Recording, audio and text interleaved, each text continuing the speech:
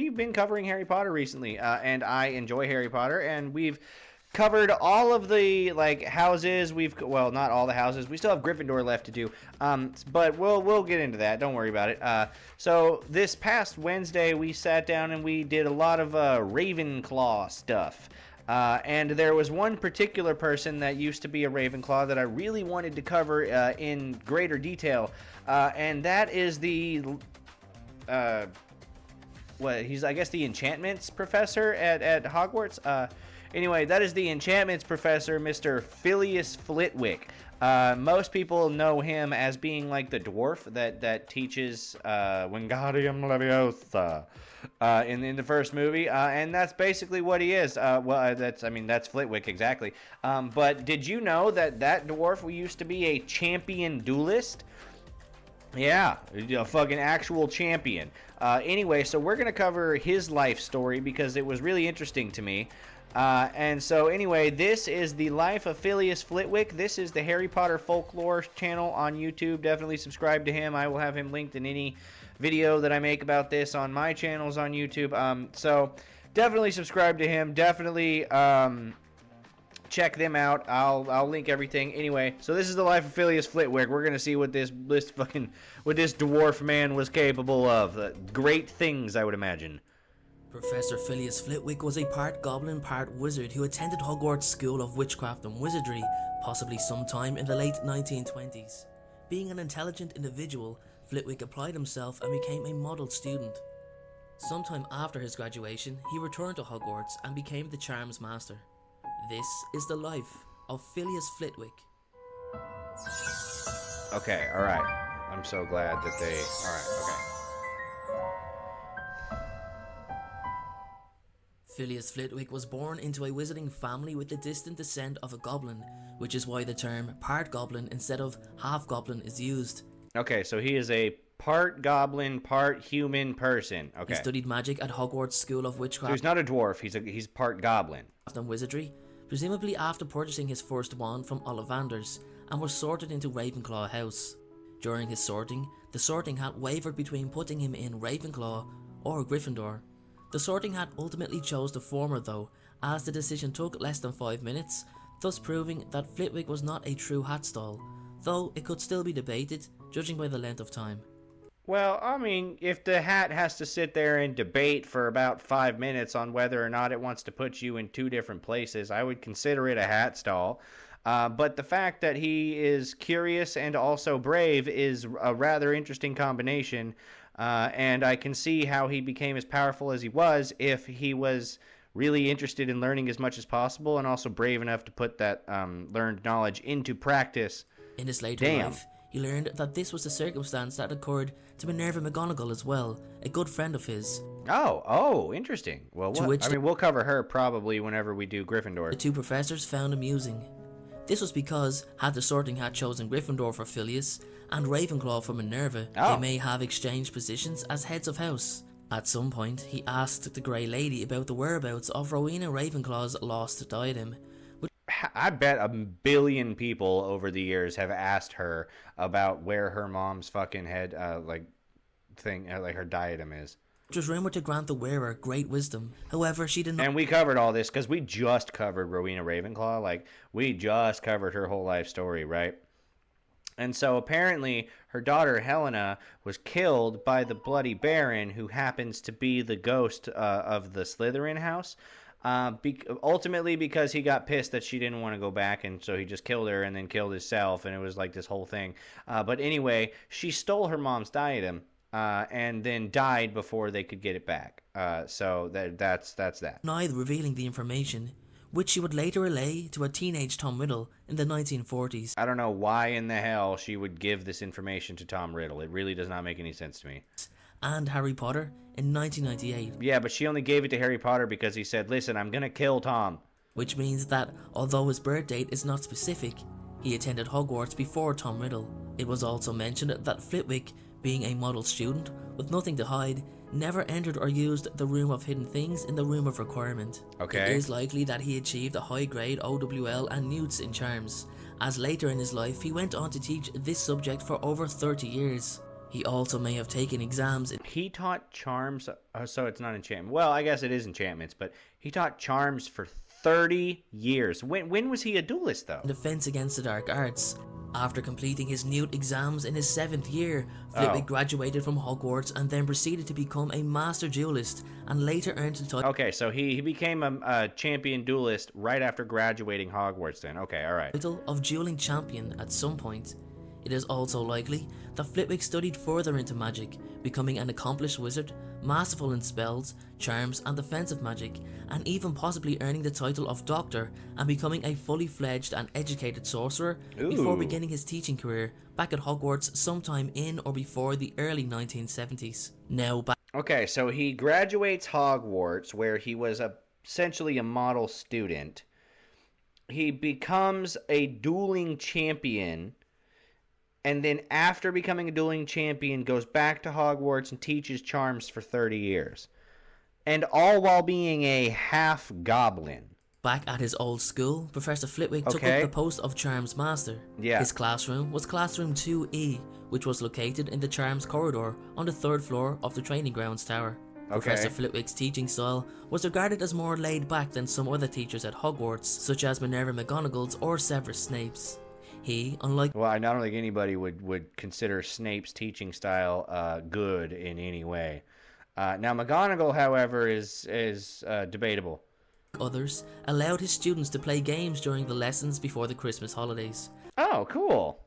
Well, I mean, listen, Wizard's Chess is just a badass game, right? Like, you could turn that into a charms lesson, like, on its own, couldn't you? Like, oh, well, interestingly enough, this is the charm that we use to make the pieces do these things. Like, come on, that's fucking awesome. But he was not... I love people that like teachers especially, that teach you practical, like, life skills type information with, like, practical things that you would have to encounter in real life, right? Like, teach me addition and subtraction by teaching me how to balance a checkbook. You know what I mean? Like, not a bad teacher either, as Fred Weasley commented that he couldn't see old Flitwick marking anyone down, and he usually gets everyone through their exams alright. He does not hand out many detentions or deduct points often, even for tardiness. Flitwick has a rich sense of humour and is always fair with his students, even those who are not in Ravenclaw. Due to his heritage, Flitwick does not discriminate against... Yeah, he's not a cheater like Dumbledore, where if Gryffindor is going to lose, we're just going to pull 150 points out of our ass to make them win. Against those of different backgrounds. He also encouraged students to experiment with their own magic and did not generally give detentions for slack work. Instead, he preferred to give students homework so they could catch up.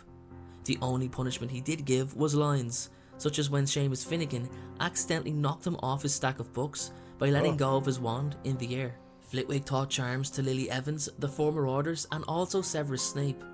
In 1976, he administered the Theory of Defense Against the Dark Arts OWL.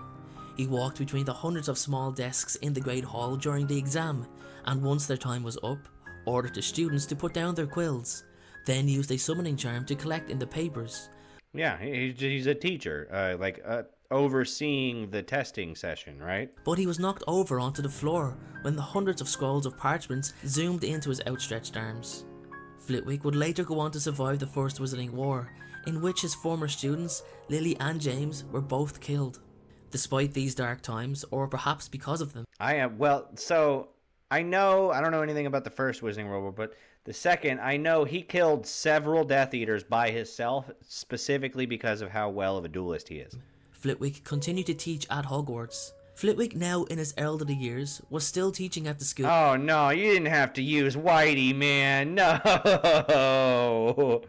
During the 1991-92 school year, and just before the start of the school term began, Albus Dumbledore trusted him to contribute to the defences of the Philosopher's Stone chamber. Which one did he do then? Because I just assume, so Hagrid had the dog, Snape probably did the Devil's Snare, so I just assumed that the Wizard's Chess was Dumbledore. I didn't realize it was Flitwick. Flitwick being the Flitwick was the keys. Oh, I forgot about that one. Charms Master, enchanted a considerable amount of winged keys that fly through the air.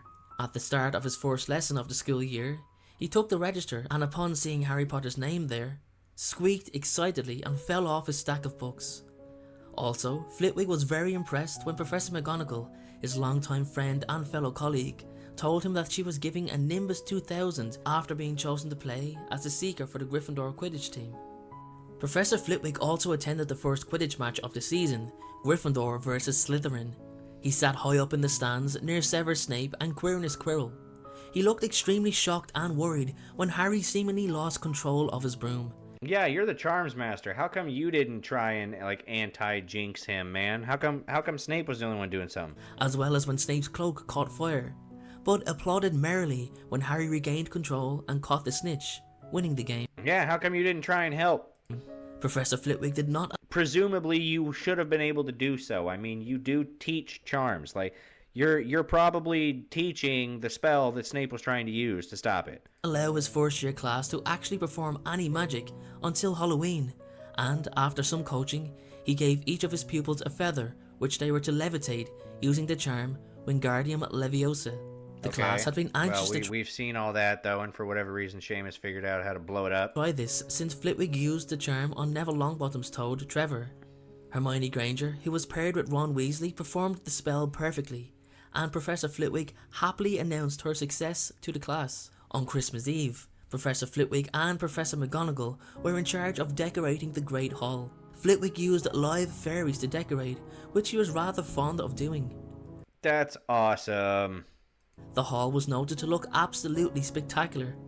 He also attended the feast on Christmas Day and pulled a cracker with Professor Dumbledore. The headmaster exchanged his pointed wizard hat for a flowery bonnet, and Flitwick read a joke to him, which made him chuckle merrily.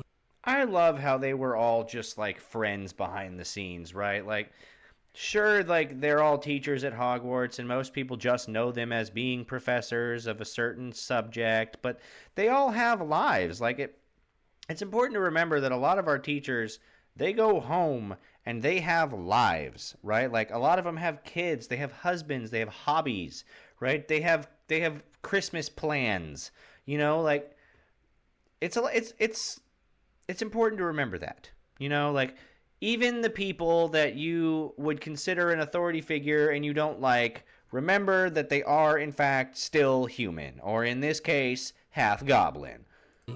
As the first year exams approached, Professor Flitwick set the first year's homework to learn various spells and charms off by heart.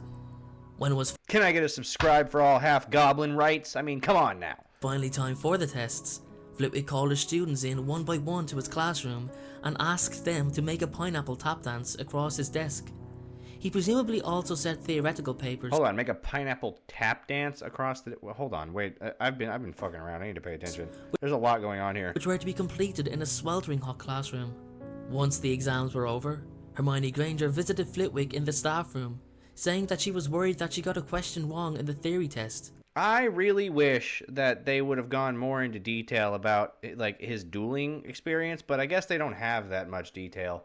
The fact that he was a teacher for 30 years is probably, you know, I guess it makes sense that we have more detail, but still, I mean, maybe there's still time. All right, there's still time. Anyway, Hermione shows up, she has a problem, he tells her, bitch, shut up, you're doing fine.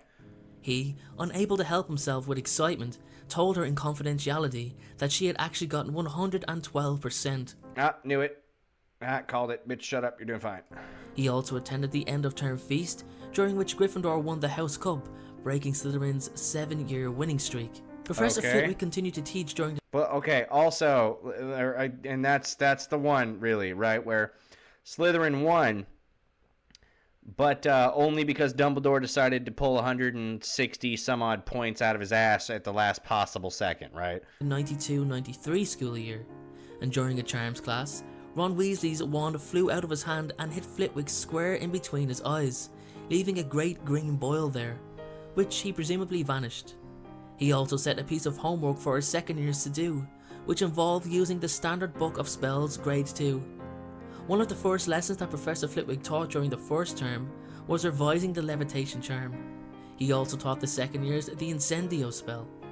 Later on in the year, Mrs. Norris, Argus Filch's cat, was found petrified on the first floor. Professor Flitwick was amongst the crowd of students and teachers who saw her there. Boy, this background music is difficult, man. I get it. I understand. I've made videos like this where I unintentionally have the background music a little bit louder than it needs to be. Like, dude, sometimes when I'm editing videos, if I have background music, sometimes I'll literally put that background music on like 1% volume, right? Like, literally just one, because if it's any more, it's too loud. Hanging from one of the torches. Not long after, Colin Creevy, Justin Finch Fletchley, and the Gryffindor house ghost, Nearly Headless Nick, were also petrified. Professor Flitwick and the rest of the staff arrived at the scene shortly after the I'm just shocked that a ghost can be petrified. I mean, come on now. Like, presumably to be petrified and paralyzed like that, you would need muscles to become paralyzed, right? Like, call me crazy, but I feel like you need nerve endings for nerve endings to not work. discovery, and he, assisted by Professor Aurora Sinestra of the Astronomy Department, took Justin to Madame Pomfrey in the hospital wing for treatment. Near the end of the year, Professor Flitwick, along with the rest of the staff, were called to the staff room by Professor McGonagall. There, McGonagall told them that Slytherin's monster had kidnapped a student and taken them to the Chamber of Secrets. Flitwick immediately let out a squeal. McGonagall told them that the heir of Slytherin had left another message right under the first, which read, "Her skeleton will lie in the chamber forever." Flitwick burst into tears at hearing the news. It had, in fact... He is just an emotional dude, man. Like, he's a champion duelist, but he is just the biggest pussy. ...been Ginny Weasley, one of his students, and... But also, I mean, listen, that's what she looks like, then I might cry if she dies too. I'm just it's a terrible thing to waste, you know? And when Lockhart entered the room, the whole staff turned against him, while all of the teachers reminded him of his comment. But it's just a terrible thing that he wasn't there, because, like, he knew exactly the counter spell that could, the counter curse that could have saved her. I'm just saying, like, if he was there, maybe it wouldn't have worked. Maybe the snake gazing would not have worked, okay? He knew exactly the counter curse. He said so himself. ...of knowing what was in the chamber all along, and so forth. Flitwick... I would have loved to see Flitwick duel anybody in the movies. ...piped in, saying that Lockhart had told him that he was quite sure he knew what exactly was inside it. The next day, Professor Flitwick was to send his Ravenclaws home on the Hogwarts Express. However, Harry Potter had slain the monster, sealed the chamber, and saved Ginny, so Hogwarts therefore remained open. Instead, Flitwick attended the end-of-term feast and applauded happily when Rubeus Hagrid returned from Azkaban, being incorrectly sent there on suspicion of the chamber openings. Had the Chamber of Secrets not been opened during the year, Professor Flitwick would have... Well, it really feels like Azkaban, because they say that Azkaban is the most secure prison in the Wizarding World. I feel like it's the only fucking prison in the Wizarding World, because at this point, they're just sending people there on, even if they don't know for sure, they're just sending people there on a fucking whim. This is crazy, bro. ...would have had to administer the second-year exams. However, at the end-of-term feast, Professor Dumbledore... Side note, I started playing Hogwarts Legacy recently, and I can confidently tell you that the Hufflepuff common room is the best common room of all of them. Like, flat out. ...or cancelled all examinations as a special school treat. Prior to the beginning of the... Also, I don't know what house Hagrid was in when he was, like, actual student at Hogwarts, because he was a student at Hogwarts. I feel like he would have been a Hufflepuff, because, like, the only other person that I know of that loves, magical creatures the way that Hagrid does, is Newt Scamander, and he was a Hufflepuff, so I'm wondering whether or not Hagrid was also. The 1993-94 school year, Sirius Black escaped from Azkaban, and the Mentors were placed outside Hogwarts for the students' safety. Yeah, how did that even happen, by the way? I don't know if anybody ever actually went through how he escaped Azkaban like that. Particularly Harry Potter's. Regardless, Professor Flitwick continued his tenure as Charms Master, along with the added responsibility as the conductor of the Hogwarts choir. During Double, double, cauldron, bubble, fire, burning, the welcoming feast, Flitwick led a reciting of Something Wicked This Way Yeah, no, I know. I was literally just singing that. It's fine. Everybody thinks that comes. And near Christmas, Flitwick went to the Three Broomsticks Inn with McGonagall, Hagrid, Madame Rosmerta, and Cornelius Fudge. Together, They discussed James and Lily Potter's deaths, as well as the escape of Sirius. Also, is that what Lily looked like? God damn. Jesus, Harry, yo mama is, Oh, Snape and James both kind of got good taste. Sirius Black. It was said that the I can understand how Snape was obsessed with her his entire life. Potters used the Fidelis charm that was most likely cast by Dumbledore himself to protect their home in Godric's Hollow. Flitwick then Yeah, too bad it didn't fucking work, did it? explained and described the Well, it would have worked if that's fair. Okay, never mind. operation of the spell and the position of the Secret Keeper. Soon after, Professor McGonagall confiscated a firebolt broomstick that Harry Potter received as an anonymous Christmas present, and she handed it over to Professor Flitwick and Madame Rolanda Hooch, the flying instructor. The two examined it to see if there were any malicious or unfriendly spells cast upon it, since they thought it possible that Sirius Black had sent it to him in the hope of killing him. Later on in the year, Sirius Black successfully broke into the castle and infiltrated the boys' dormitory in Gryffindor Tower. As a defense mechanism, Professor Flitwick taught the oak front doors to recognize a picture. Yeah, okay, so this is in the book. So in the book, Crookshanks actually helps Sirius sneak into the Gryffindor common room. In the movies, it wasn't quite that way. He was just in, like, the flame. Of Black as to not grant him access. Also around this time, Flitwick set the third year exams, which involved casting the cheering charm. Nearer the end of the school year, Black was finally captured and locked inside Professor Flitwick's office on the 7th floor, near the base of the West Tower. However, Black vanished that night and escaped from the castle. Phileas continued his career in 1994 at Hogwarts when the Triwizard Tournament was being held, Yes. when the Beauxbatons Academy of Magic... Also, fun fact, Fleur Delacour, the girl from that, like, quartet of the Goblet of Fire, like, Triwizard Tournament with 4 wizards, the girl ends up marrying one of the Weasley kids. and Durmstrang Institute students arrived, he applauded them at their entrances, and after that, both he and Dumbledore led a presentation of Hoggy-Worty Hogwarts by the whole school. During the Yule Ball, Professor Flitwick conducted the Hogwarts school choir in playing waltzes. The choir played several waltzes over the course of the evening, giving students a chance to slow dance with their partners.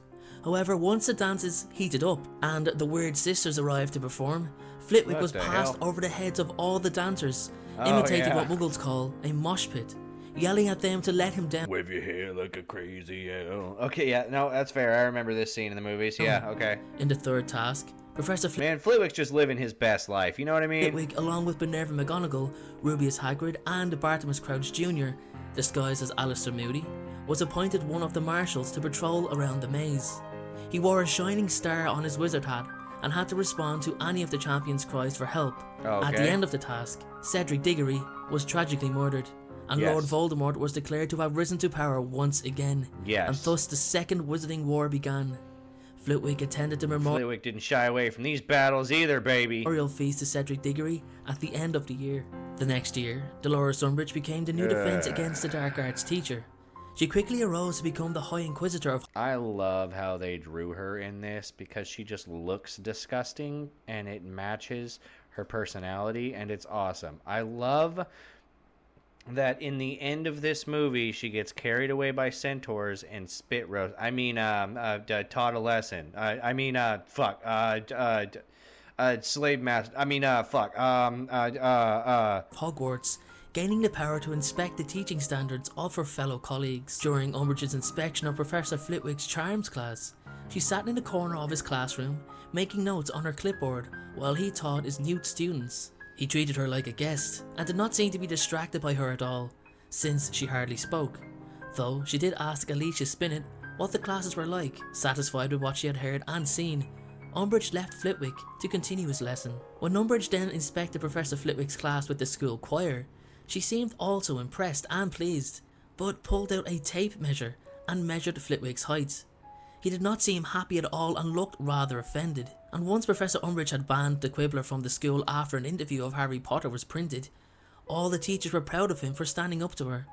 Professor Flitwick, not allowed to talk about anything not relating to this subject, secretly gave a box of sugar mice to Harry during one of... So I believe the Quibbler is the news thing that Luna and her dad does. ...his classes, before saying, "Shh," and hurrying away. Later on in the year, Man, everything's way more connected. This whole lore is a lot more interconnected than I initially thought that it was, and I am happy for it, man. Professor Umbridge became There's a lot of history and lore here, and I'm happy, and I love it. the new headmistress after Professor Dumbledore left the school. On her first day in the office, Fred and George Weasley released fireworks into Hogwarts Castle, and some sparklers managed to find themselves into classroom 2E, Flitwick's classroom. He, wanting to annoy Umbridge like the rest of the staff, ran for help. Once she had extinguished the fireworks, he revealed that he could have gotten rid of them himself, but he wasn't sure that he had the authority before. No, he could have waved his wand and made it better. I'm gonna be honest, he could have 10x'd the amount of fireworks there. Slamming the door in her face. After the Easter break, Fred and George used one of their inventions, a portable swamp, to change a corridor into a bog, and then departed from the school to go into the world of business. Professor Flitwick was seen cheering and supporting them at their departure after they ran rings around Umbridge and Argus Filch. Flitwick was asked to remove the swamp that they created at the end of the year, And which he did, said no. but he claimed to be unable to remove a small patch under the window. He actually left it there as a tribute to what he saw as a demonstration of rather advanced magical capabilities. In 1996, Hogwarts was put under the protection of a group of Aurors. Professor Flitwick, together with the caretaker Argus Filch, was appointed to check off every student entering the school at the entrance gates on a register and take their belongings to be searched for any dark artifacts or weapons. With every student now in the grounds, Flitwick cast a magical barrier spell, shield charm most likely, on the gates, preventing anyone from entering. One of the first classes he taught to his 6th year class was transforming vinegar into wine. He approached Harry, Ron, and Hold on. Vinegar to wine? Flitwick, you dog! Hermione during the lesson and asked each of them to perform the spell. Hermione cast it perfectly the first time, while Harry turned his to ice and Ron blew his up. Flitwick gave the two boys homework based on their performance. The practice Perfect amount of magic, not enough magic, too much magic. This is just the Konoha trio all over again. This is Team 7. for the next lesson. Only this Sakura is much less shitty. During one of the students' trips to Hogsmeade, Professor Flitwick also visited the village, possibly for security reasons. On his way back to the castle, Horace Slughorn, the current potions master, invited him to have a drink at the Three Broomsticks. The worst motherfucking potions master ever, dog. Listen, he is such a maybe not back in the day, but like whenever we got introduced to him, he was such a terrible teacher. And it's crazy because the entire movie they're touting him for how good of a fucking teacher he is and how he collects the students that are gonna become the most powerful witches and wizards in the world. And it's like, this is fucking crazy. This guy is awful. But Flitwick claimed to have an emergency choir practice and left him. Yep, it is not clear if this is true or not. He very well could have been leaving Hogsmeade. I did find out that Slughorn was a Slytherin though, which is interesting. Because he knew Slughorn would want to reminisce at the Three Broomsticks. Later on in the year, Flitwick was in the Great Hall with the Hogwarts choir when Death Eaters invaded Hogwarts. Yes, right. This is when shit gets real, right? Because he's not about that life. And Minerva McGonagall ordered him to get Severus Snape. When inside Snape's office, Snape stunned him and told Hermione Granger and Luna Lovegood that he had collapsed and that they should tend to him until he regained consciousness. Shortly after knocking Flitwick out, Snape killed Professor Dumbledore.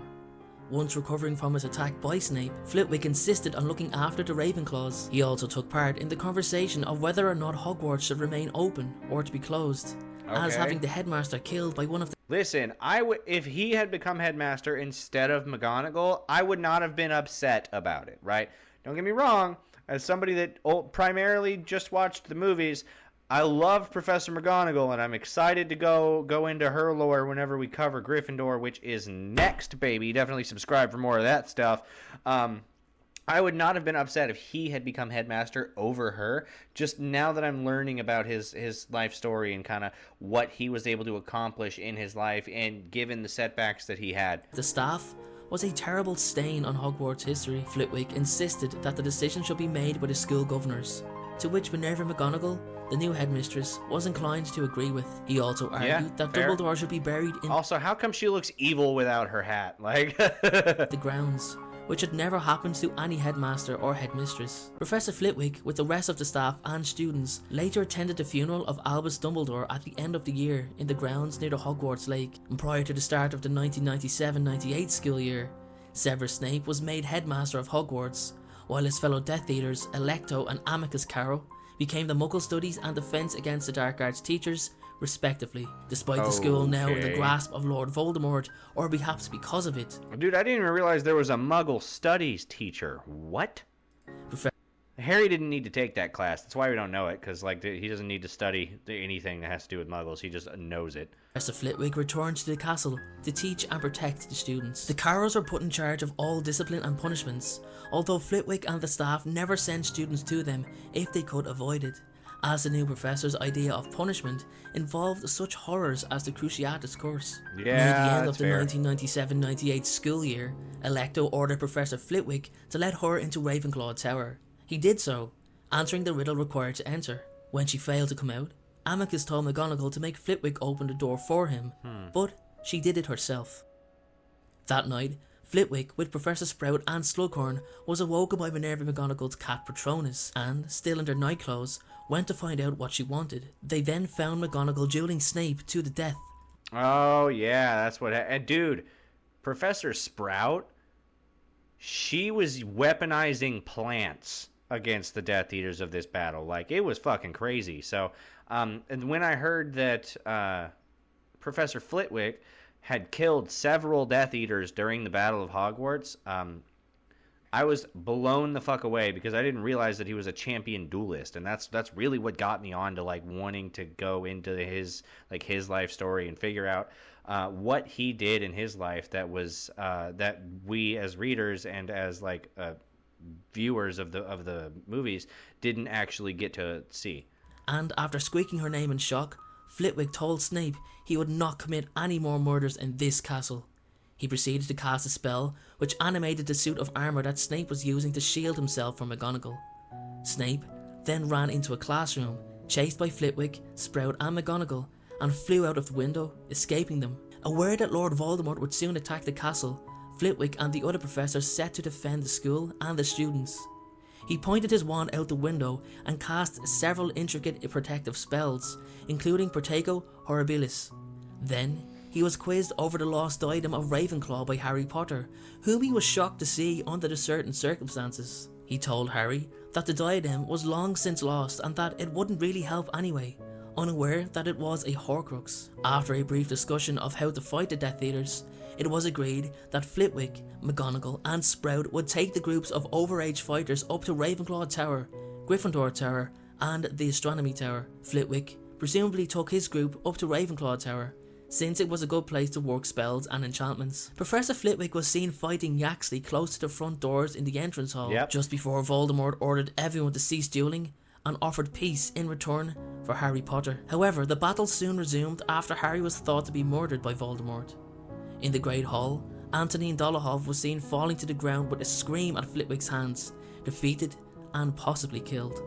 Flitwick also witnessed the duel between Harry and Voldemort in the Great Hall, and after Voldemort's spell rebounded on him, Flitwick, Sprout and McGonagall all reached to hug Harry at the same time, while everyone else joined in. A celebration feast was later held, but no one sat in their proper places. Teachers, parents and students were all jumbled up. It is likely that Professor Flitwick sat by the Ravenclaws, since he was head of their house. He was seen talking with Horace Slughorn and Pomona Sprout after the battle. Well, and he didn't really have like a family outside of the school either, at least not that they've gone over in this, and it's almost over, so I would just imagine he didn't, but no, that's fair. Likely that and it would kind of be shitty if all the teachers went to just hang out with Harry. Professor Flitwick continued his long tenure as Charms Master after the war, though he may have retired sometime before 2017, being as old as he was. And that is all for today's video on the live. Alright, that was awesome, I liked it.